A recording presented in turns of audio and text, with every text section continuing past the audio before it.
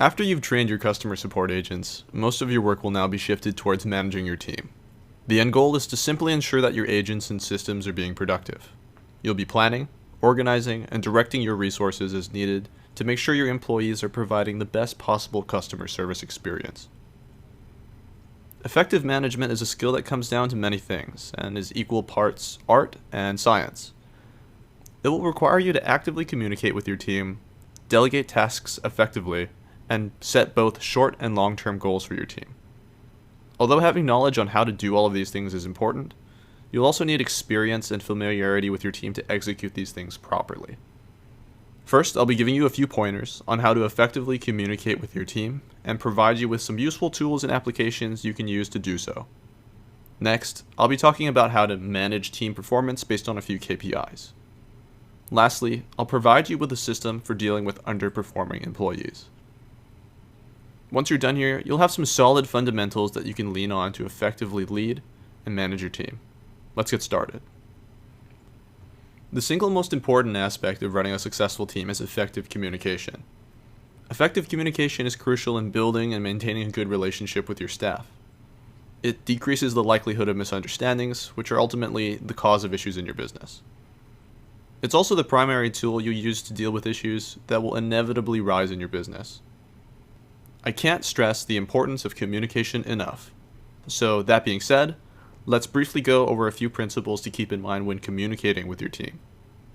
Be courteous and professional. When you're communicating with your team, you're going to want to exercise a certain amount of professionalism and courtesy. It's important that you do so, as you'll be setting an example for the rest of your team. This will help create an environment that people feel good in, which can significantly affect the quality of work that's going to be produced. Now, that doesn't mean you need to sound like a professor at a lecture every time you send out a message. There's a bit of a balance here, which will largely be up to you to find and maintain. It's pretty easy to get wrapped up in your business and day-to-day tasks, not truly taking the time to listen to your teammates. But remember, your CS agents are the front line of your business. They directly interact with your customers and have a significant amount of insight into your business and customers. As such, you'll want to take the time to listen to what your CS agents have to say. Let your team know that you value their feedback and ideas when it comes to your business. A good rule of thumb is that happy employees equate to a happy business. When you begin to delegate tasks to your employees, it's important that you effectively convey the details of your project in a clear and concise manner. If the task is particularly complicated and needs to be done in a specific way, list out a series of steps for them to follow. Emphasize whether or not certain aspects of the task need to be done in a certain way. That's about it for the basics of effective communication. Now, keep in mind this is a skill you're going to be developing over the course of your entrepreneurial career, so it's okay to make a few mistakes here and there. There's a first time for everything. So, now that you have an idea of a few key principles of effective communication, let's discuss what options you have in regards to platform and communication methods with your teams. When running your business, you're going to need a place where you can reach your team members and communicate with them. The best channel to utilize here will depend on what you're doing. Serious matters like firing your employees could make more sense to be done over email or a call, whereas day-to-day communication might be best handled over a team management software or a messaging software. 90% of our communication happens through Slack, which is an instant messaging platform designed for teams. With Slack, you're able to share information, files, split your discussions into different channels, and integrate directly with a variety of applications. It really shines when you have multiple people or projects on your team and need a place to keep things flowing. Slack is free to use and has a ton of helpful guides on how to best use the software. We won't go too in-depth here, but in general, here's a couple of useful practices you can implement. Slack has a channels feature that allows you to create discussions centered around a certain topic. You can use these to divide your employees into groups depending on what they're working on, perhaps a certain project or aspect of the business. This will help keep your messages clutter-free, thus increasing the clarity and effectiveness of your communication. One particularly useful aspect of the messaging system is the ability to pin items. What this does is it allows you and other people to quickly see a pinned message on the right-hand side column of the chat window. This is great if you're doing something like sharing a crucial document or piece of information that is frequently referenced, or something that should be seen by new members that are joining a particular channel. If you're looking for in-depth tutorials on Slack, check out their help articles. This will outline just about everything you need to know to get started with an in-depth explanation of all of the features.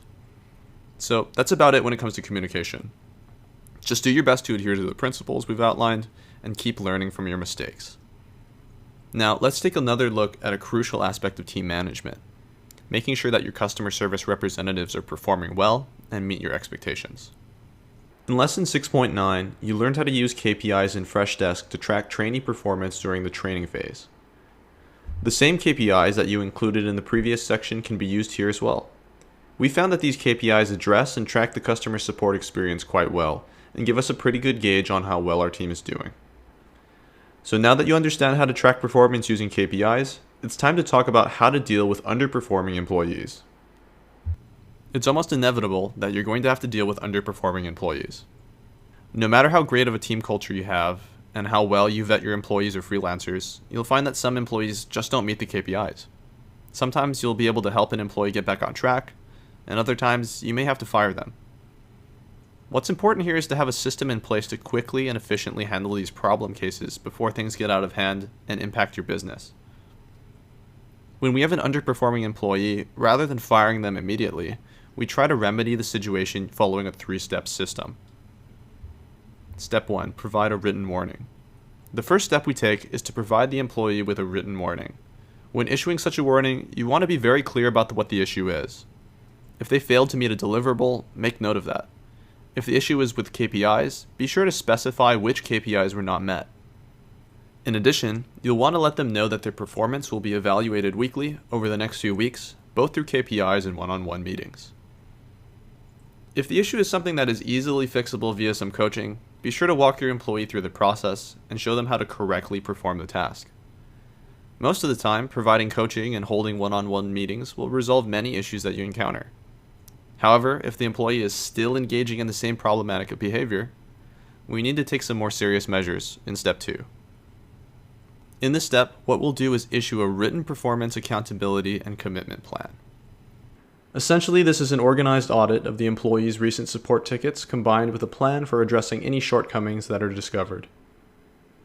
The first step in generating this report is to go and audit support tickets they've handled in recent days, keeping track of them in a spreadsheet. This is something you can do on a weekly basis or so, trying to get a healthy sample of tickets to gauge what's going on. When going through the tickets, you'll find that many of these were handled properly. In this case, include some positive feedback for these, as it helps soften the constructive criticism that you'll be providing them for any tickets where things were not being handled correctly. Now, for tickets where things were not being handled correctly, you'll want to provide feedback and point out what went wrong. Do your best to be specific. It would be a good idea to include KPIs that were not met and how the situation should have been handled. After you've gathered a sufficient sample of these, you'll want to go over the results of the audit together. During the discussion, you'll want to go over each ticket listed and talk about what you think they did well as what could have been improved. In cases where things weren't properly handled, you'll want to work with the employee to arrive at what we call a commitment plan. Now, if after the first 2 steps your employee is still not back on track, it's unlikely that you're going to make things work. At this point, you've allocated enough time and resources trying to train your employee, and you're going to have to go ahead and move on to Step 3, which is to fire them. It's not particularly pleasant, but remember, you're doing yourself, your business, and your customers a disservice by keeping around an employee that doesn't meet standards. What's important is that you do this as professionally as possible and mitigate the negative aspects of the experience. Typically, you'll want to break the news in the form of a well-written email or perhaps a call if this is someone you've been working with for a long time. Generally, though, we find an email is more comfortable and more effective in most cases. Now, let's take a look at what a termination email might look like. Subject: Termination of services. Insert date: Dear employee name. This email is to inform you that your contract with company will end as of month day 2020.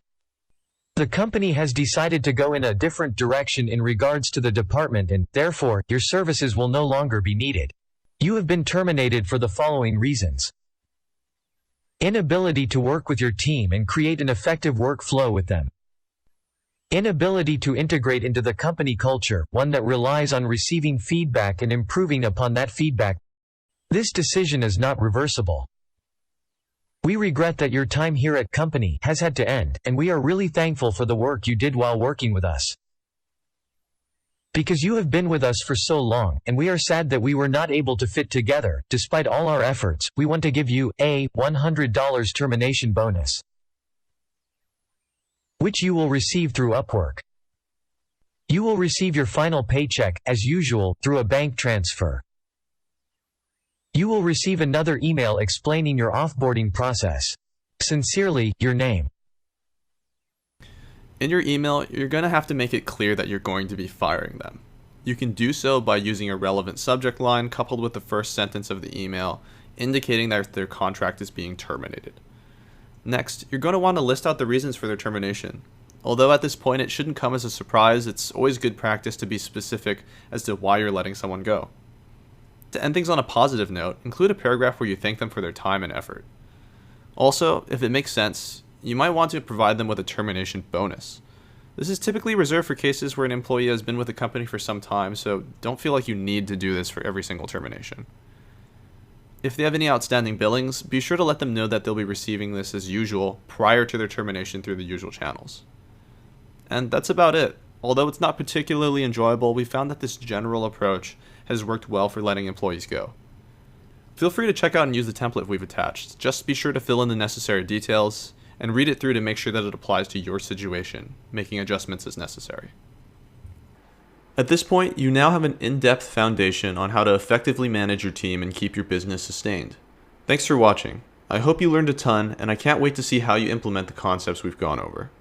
As always, if you have any questions, please drop them into the Facebook group or the forum.